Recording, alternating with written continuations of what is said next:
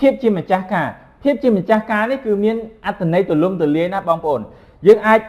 ឲ្យនិយមន័យថាគឺជាការដែលយើងអាចគ្រប់គ្រងខ្លួនឯងបានឬក៏មួយទៀតយើងអាចនិយាយថាគឺការមាននៅទំនួលខុសត្រូវនៅបណ្ឌិតសភាយោធាគឺគេតែងតែបណ្ដុះនៅ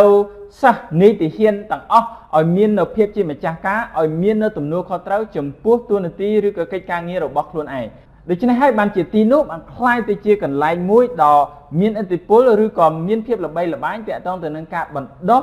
នៅភាពជាអ្នកដឹកនាំដល់ពលទាហាននៅក្នុងការរស់នៅប្រចាំថ្ងៃរបស់យើងបើសិនជាយើងមិនអាចគ្រប់គ្រងខ្លួនឯងបានឬក៏មិនមាននៅទំនួលខុសត្រូវចំពោះកិច្ចការងារសកម្មភាពឬក៏ទង្វើរបស់ខ្លួនឯងទេវាអាចបណ្ដាលទៅជាបញ្ហាជាច្រើននៅក្នុងជីវិតរបស់យើងក៏ប៉ុន្តែនៅពេលដែលយើងមាននៅទំនួលខុសត្រូវចំពោះខ្លួនឯងសម្រាប់សិស្សនិស្សិតមានភាពម្ចាស់ការមានទំនួលខុសត្រូវចំពោះកិច្ចការងារដែលខ្លួនត្រូវធ្វើមានកិច្ចការងារមាន assignment ផ្សេងយើងមានទំនួលខុសត្រូវធ្វើជូនលោកគ្រូអ្នកគ្រូឬក៏សាស្ត្រាចារ្យបានទាន់ពេលវេលានៅពេលដែលយើងធ្វើការមានកិច្ចការងារឬក៏គម្រោងណាមួយដែលយើងទទួលដែលយើងត្រូវធ្វើយើងត្រូវតែមានទំនួលខុសត្រូវធ្វើនៅកិច្ចការងារនោះឲ្យបានទាន់ពេលវេលានិងឲ្យបានមានប្រសិទ្ធភាពនេះហើយគឺជាអ្វីដែលយើងអាចរៀនបានអំពីគំនិតនៃភាពជាម្ចាស់ការ